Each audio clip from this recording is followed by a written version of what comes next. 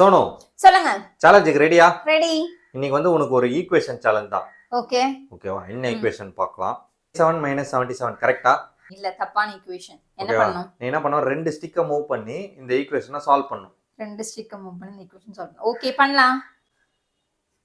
71 - 71 = 0. எப்படி டக்குன்னு பண்ணிட்டேனா? இல்ல, தப்பு. என்ன? நீ ஸ்டிக்ஸ மூவ் பண்ண உடனே எடுத்து கையில வச்சு. 77 - 77 = 77. இத 0 ஆக்கிடுறேன். 0 - 0 = 0. உன்னை ரெண்டு ஸ்டிக் தான் மூவ் பண்ண சொன்னேன். ரெண்டு தான் மூவ் பண்ண சொன்னேன். 3 மூவ் பண்ணிட்டேன். வெயிட் பண்ணுங்க. அடுத்து என்ன பண்ணலாம்? 17. ஓகேவா? இப்படி இருக்கு. 17 - 17 = 0. சேம் ப்ராசஸ் தான் வருது. இது வேற என்ன பண்ணலாம்? நான் வந்து உனக்கு ஒரு சின்ன க்ளூ கொடுக்குறேன். ஓகேவா? அதை வச்சு யோசிச்சு பாரு. சரி, சொல்லுங்க. நீ ரெண்டு ஸ்டிக் மூவ் பண்ணணும்னு சொன்னல. ஆமா. நீ வந்து கரெக்டான ஒரு ஃபார்மேஷன் பண்ணனா நம்பர்ஸ் வந்து மாறும். நீ யோசி. உனக்கு நான் டைரக்டா க்ளூ கொடுக்க முடியாது. சரி. 72 -